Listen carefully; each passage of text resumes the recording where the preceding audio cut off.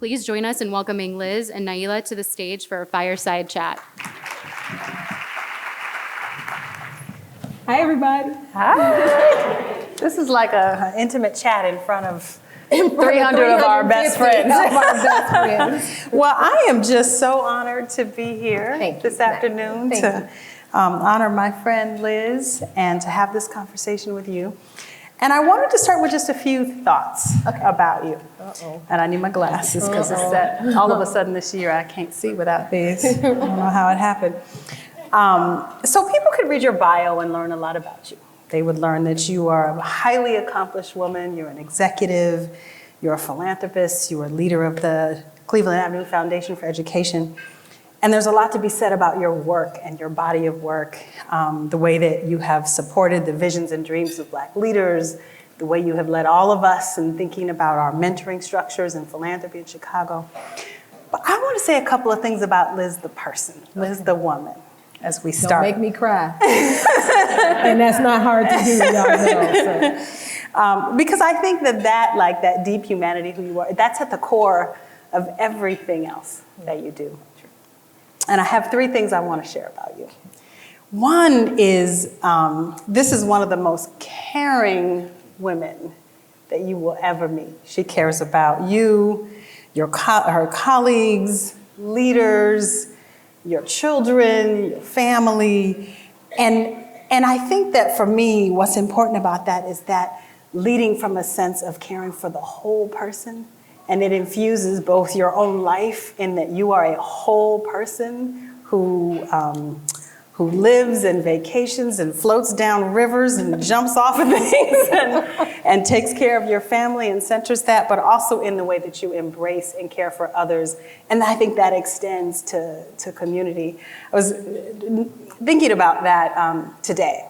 So today would have been my father's birthday. He passed about 18 months ago. And my father, I could say a lot about him, that I shouldn't say publicly, but I will say this about my daddy. He was an incredibly grounded person. And I think there's something for me resonating about his groundedness, your groundedness, that groundedness in whole people and communities and humanity that I think just is part of what makes you so, so incredibly extraordinary. Thank you.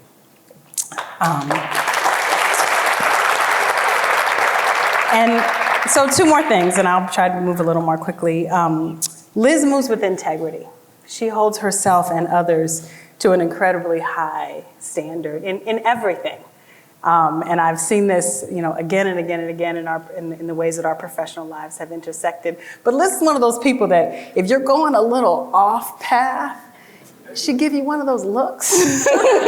And somehow you just know you need to get right. You need to make it all work. So I appreciate that, that deep integrity. Yeah, it is out of love, absolutely.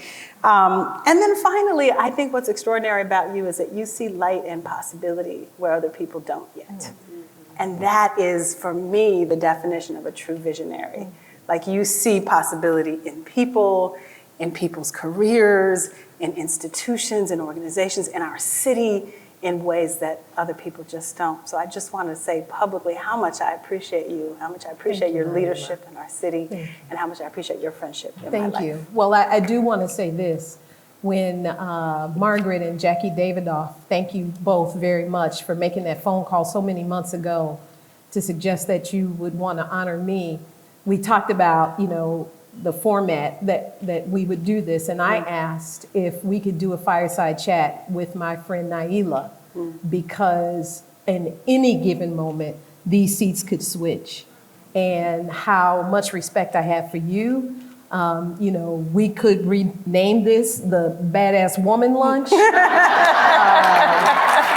real.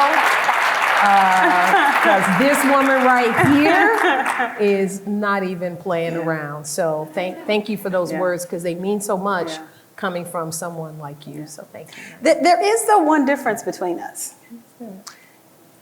Y'all may not know about Liz's shoe game. You want to hold up your shoes. She's a flossy tennis shoe type of a lady. I'm a heels type of a woman, and I almost tried to do the tennis shoe thing for you today, but I couldn't. I couldn't almost do it. tried to do heels, but. Anyway, I have some questions for you. Okay, yes. Okay. Yes. Let us get down to business. Yes. Okay.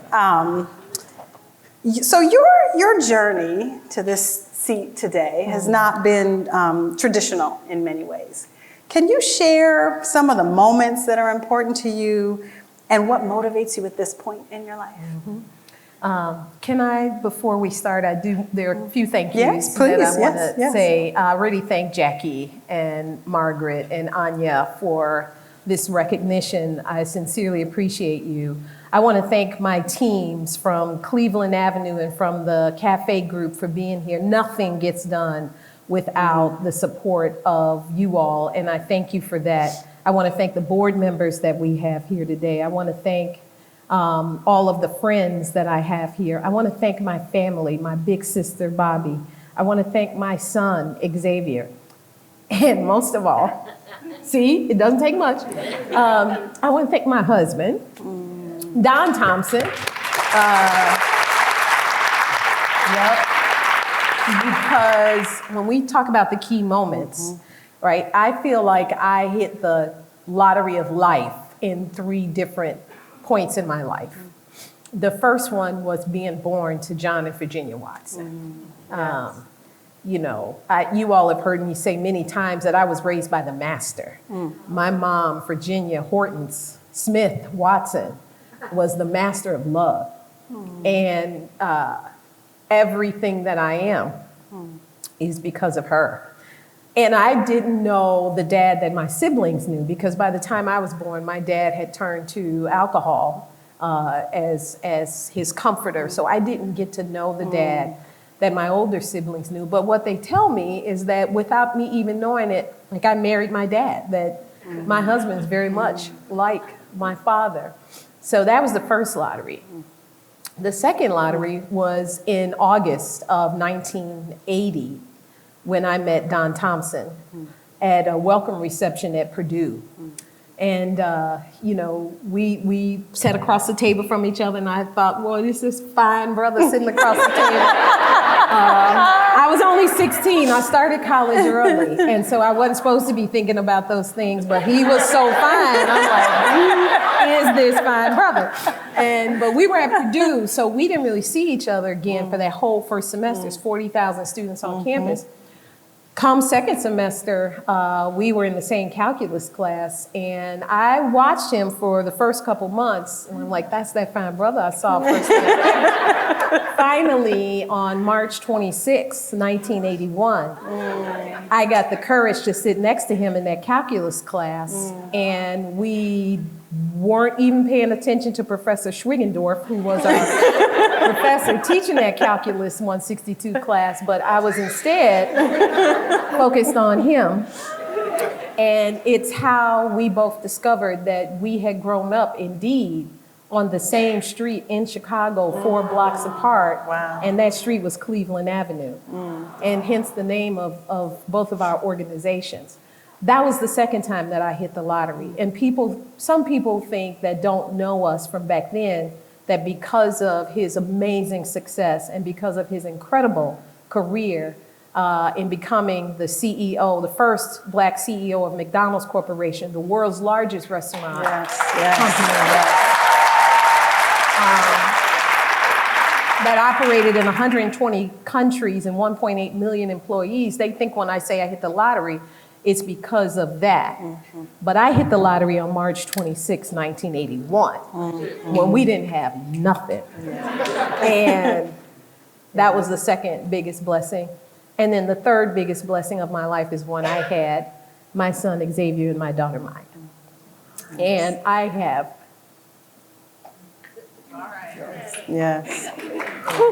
been blessed ever since.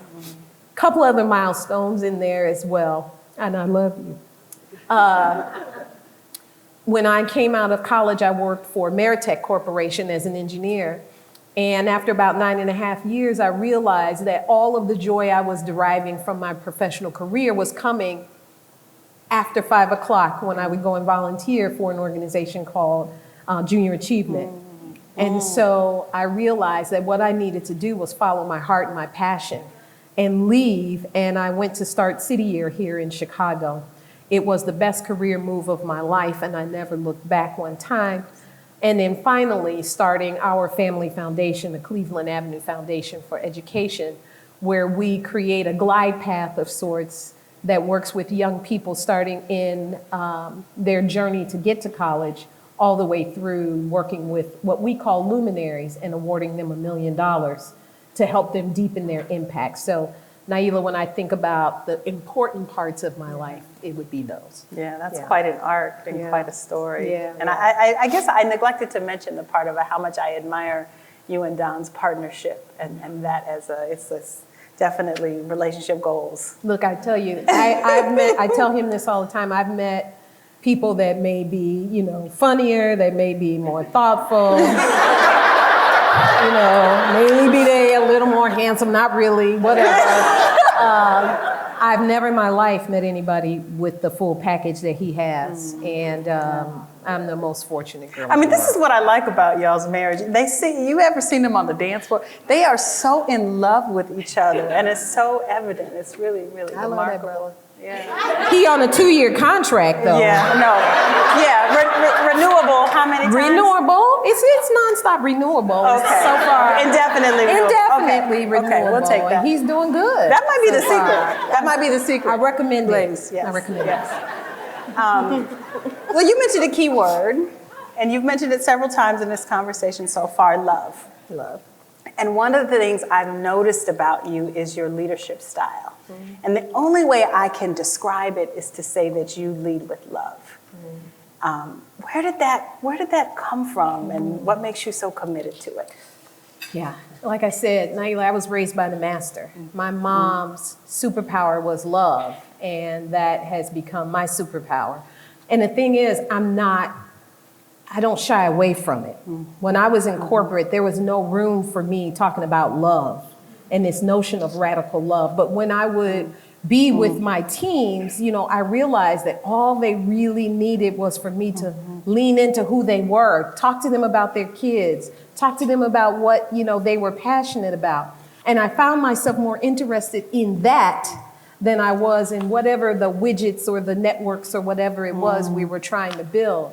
And so, I was like, there may be something to this love thing. And so then when I decided to leave and go start City Year and working with young people, they were all about the love and pouring that into them. And I'm like, you know what? I think we got it wrong.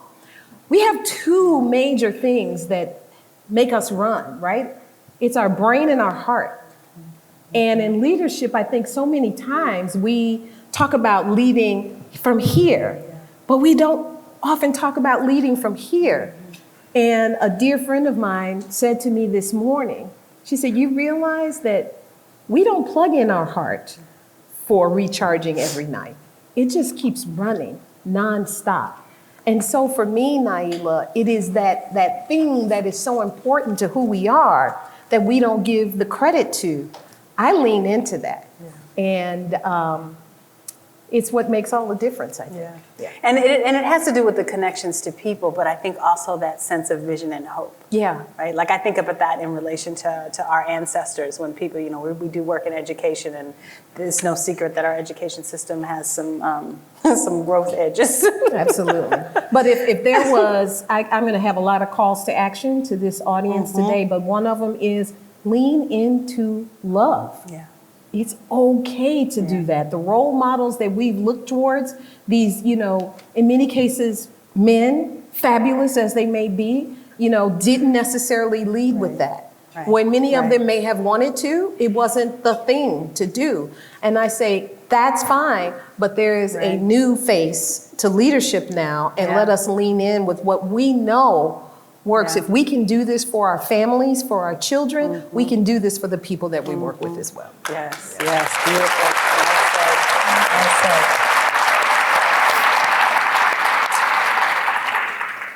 So this actually kind of connects to where I wanted to go next, which is around your mentoring work.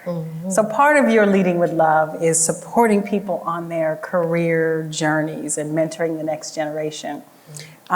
which makes me curious, and I don't, this isn't a setup, I don't know the answer to this.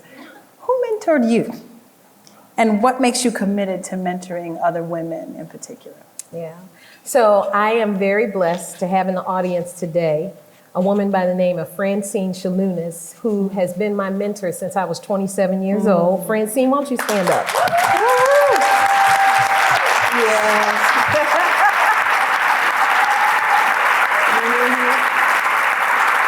And can I just interject? This was the woman when the young woman talked about not getting the job. She said from the audience, "That's okay, baby." That's right. She is, you all in the back may not have been able to see her because she describes herself as round, brown, and low to the ground. I don't know if she's, 5'2" on a good day, but Francine has been my life mentor, like I said, since I was 27, and I'm happy to be celebrating my 60th birthday in September of this year. So she's been around me for a long time. The thing about mentoring, when I first laid eyes on Francine, she was coming off of an elevator in the lobby of Ameritech Corporation. And she got off first, and again, I don't know if she's 5'2". Francine, how tall are you? Okay. Low to the ground. So I saw her coming off the elevator, and there were two white guys following her off the elevator. And she was talking to them, and they were trying to keep up with her. And the more she talked, the more it seemed that they were hanging on her every word. And I saw her and I said, I don't know who that woman is, but I want whatever she's got. And through a number of different attempts, I finally tracked her down, and that started what would be a lifelong relationship. The thing about mentoring is, oftentimes we look and we see somebody at a certain level or somebody with a certain title, and we say, I want you to mentor me. Thing is, you don't know how they got there. You don't know what that life journey was. So maybe you want them to mentor you, maybe not. And so what I say to people is, be sure you are watching not only what they do, but how they act, how they are with others when they know you're not watching. I saw her from afar and I said, I want that. And so the thing about mentoring, two things I'll say, Naila. One is make sure you know who it is you're asking to mentor you. And the second thing is, make sure you see mentoring opportunities in everyone. My kids mentor me every day. I learn from them every day. I learn from my husband every day. The people that I work with around the office every day. And so, yes, you need to learn from the people who have achieved the things that you may want to achieve, but make no mistake, there are opportunities to learn around you every day. Don't pass up on those opportunities. Which is an orientation to the world. Like, it sounds like part of what you're saying is that showing up in the world as a learner is an important part of just kind of how you roll. And seeing every opportunity in life. I mean, one of the things my son has taught me is that anything is possible. And so when I'm talking to whoever it is, I'm learning something from you, and I'm not going to let that opportunity go. You're right, Naila, it's an orientation. And I've seen you do it. So I brought my daughter when she was in town. She's 23. And beautiful. To have a conversation with Liz because she was in kind of a influx career moment. And she's kind of a quiet, she's not a kid, she's an adult. She's a quiet young woman. She doesn't give everybody everything. She holds some back, but she sat down with you and within 5 minutes. We were on. We were on. And it was because you saw her unique light. Yeah. And I think that's, it makes me wonder about the way you describe meeting your mentor. That was both about the people hanging on her word, but it's also something you saw in and of her that you connected with. Naila, there's no mistake. I don't want this to sound wrong. My gift is love, and my gift is seeing in you what I think God had intended for you. And I see that.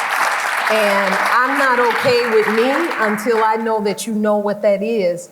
at least as far as I'm concerned, and I'm gonna let you know what I think that is. Right. And for a lot of people, sometimes it's the first time they're hearing it. Yeah. Sometimes it's what they think about themselves, but they're afraid to think that about themselves.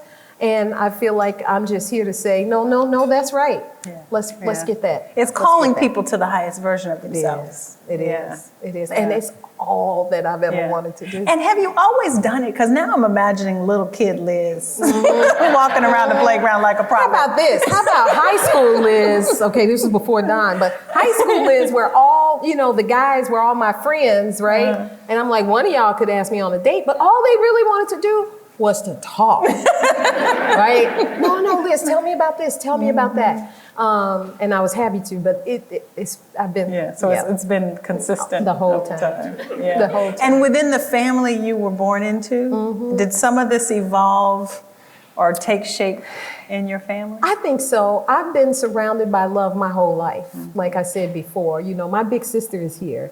And she was the one that held my hand and took me to so many firsts, right? She took me to the car show. She took me to see Star Wars. She would take me to do anything. And she poured into me, as did my other 5 brothers and sisters, as did my parents. So now, it's almost like my obligation to pour back because I've been poured into by so many people on so many occasions. It's just... it's who I am. Yeah. And a part of what motivates you, I know from our conversations, is not just to support people into careers, but to support philanthropy in being its best. That's right. And to think about how we diversify philanthropy, which has been, this room is a lovely reflection of some of the changes in more recent years to philanthropy, but it has a long history of being a very white industry. And will you say a little bit about why diversifying philanthropy matters so much to you and the work you're doing? I would love to. And I made a note about this, and I want to look at my card because I don't want to get this wrong. Who I can now call someone that's my friend, Tyrone Freeman, who's a historian in philanthropy. You know Tyrone. Tyrone said this: you can't study the history of African Americans without encountering their philanthropy, but you can study the history of philanthropy without encountering the stories of African Americans.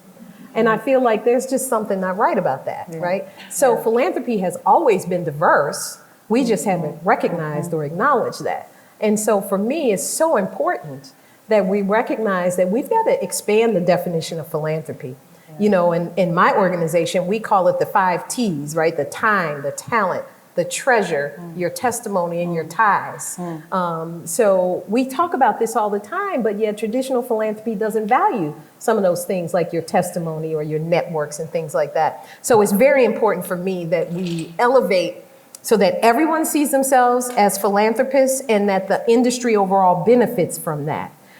Let me tell you a little bit about what we do at the Cafe Group around diversifying philanthropy. We have a program called the LEAD Summer Internship Program, and it's where we introduce young people to the world of philanthropy as a viable career option. I mean, by a show of hands, how many of you knew in college that philanthropy was a viable career option? Exactly. We didn't even know this kind of money was out there. I mean, right? And so if we're going to talk about diversifying philanthropy, we have to let young people know very early on that it is a viable career option. And so we created a 10-week summer experience where we place young people in foundations all across the city in order for them to have that kind of introduction. I have a young man on my team, Aaron Smoot, who himself was an intern just 2 years ago, and now he's running the program. Aaron, can you stand up? Aaron.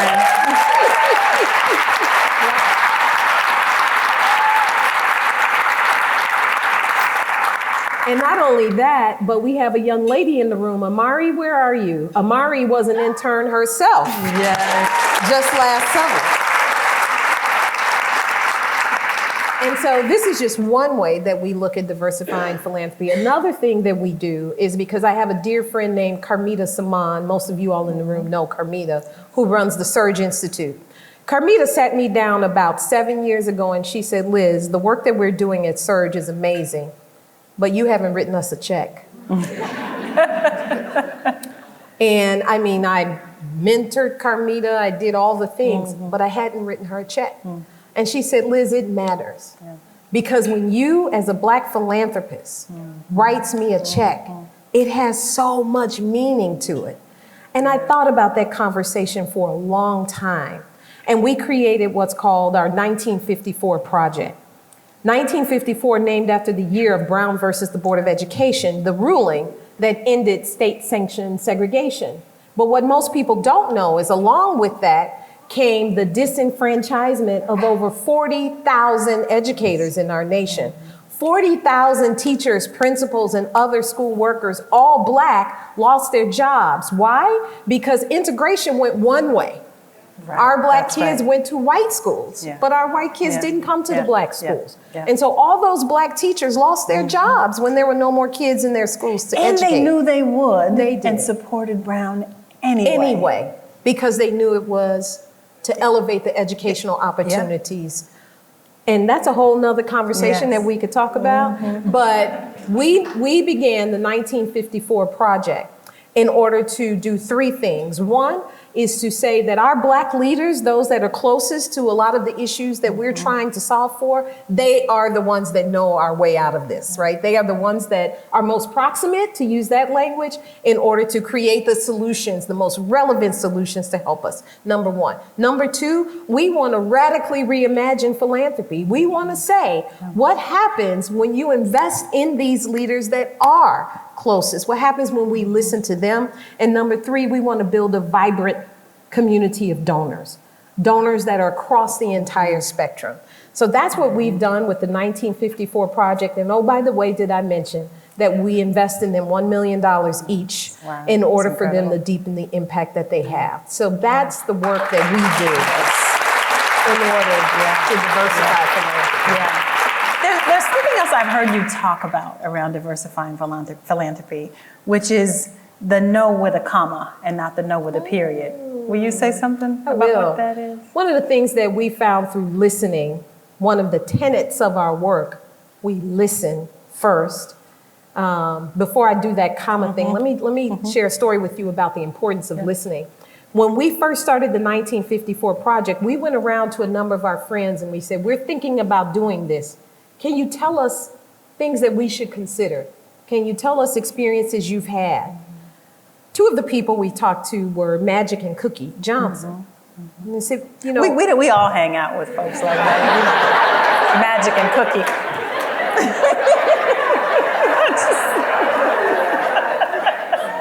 Anyway,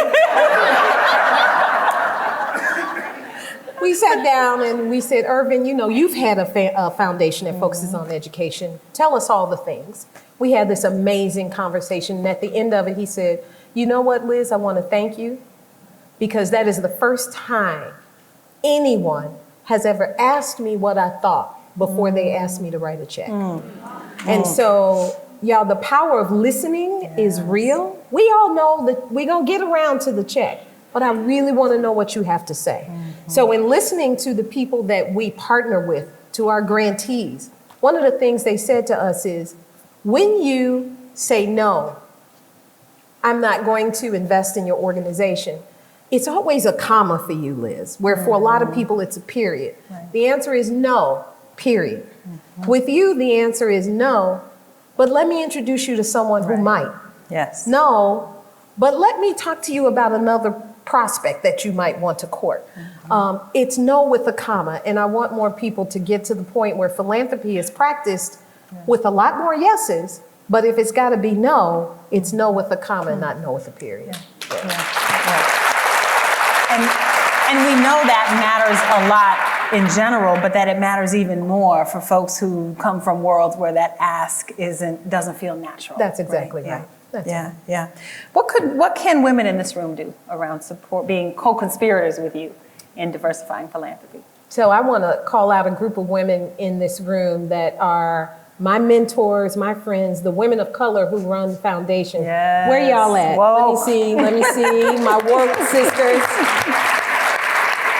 So, to all of my work sisters in the room, first of all, I want to thank you all so much for being here, but Second of all, the sisterhood that we share, how we learn from each other, how you all have taught me, so many of you being in philanthropy. Amina, where are you? Look, Amina is mother to all of us. Yes. She was here earlier, but No, she's there. She's where's over she there at? being There she incognito. is. How she has set the table for so many of us. What can you do? Support each other.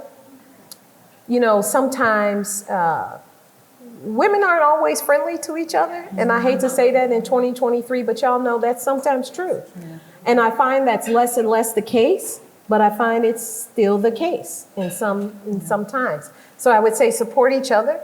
I would say call men into the work. We have another of brothers that are running philanthropies right now, and we've called them into the work that we're doing. Teach the younger people what it means to be in philanthropy, what it means to be philanthropists. Keep singing from the mountaintops of what equity is about, whether it's gender equity, whether it's racial equity, whatever it is. Keep singing from the mountaintops, because nothing's going to change if we don't continue to do that. And finally, I will ask you, I'm not stereotyping, but to the degree that you love, I would call you to bring that into your work and be unashamed of it, be proud of it. I am a radical lover, and I will not stop talking about the benefits of love, no matter how hokey it may sound. I happen to think women do this well, or those that identify as women. There is something that happens when a baby passes through you. There is something that happens when you hold that little one in your arms. I'm not saying it is restricted to just us, but I'm saying we do it well. Bring that whole part of who you are into this work, and I promise you, it will pay dividends that we haven't seen. Yes, yes, beautiful. Well, I feel like we could talk all afternoon long. I would like that too. But some of y'all got to go back to work. Can I say something else I neglected to say? Yes. On May 17th, we have our third annual Luminary Awards, where we will unveil our third cohort of these amazing Black leaders in education with that operate in 3 categories: innovation in teaching and learning, diversifying the pipeline of educators, and economic mobility. We didn't get to see the video that we were going to see about Braven. Let me tell you, this is one of the most incredible organizations in our nation that helps young people find that significant first job out of school. Ami Eubanks Davis, the leader of Braven, is one of our luminaries. I ask you to join us on May 17th for our virtual broadcast at 11 o'clock, where you will find out who our next generation of Black leaders in education is. So I ask you all to join us for that. And on March 23rd, we are having our annual Women in Leadership reception at Taste 222, where for the first time, we're going to recognize women in a particular industry, media, recognizing women who tell our stories. So please join us on March 23rd for that as well. I had to get that Yes, commercial. I'm glad you did. And in some ways, it underscores that you are about you, but you are more about we. It's all about we. Yeah. We can't do nothing by ourselves. It's all about we. Yeah. And Well, thank you for doing this with me. I appreciate happy you. to. Appreciate you. All right.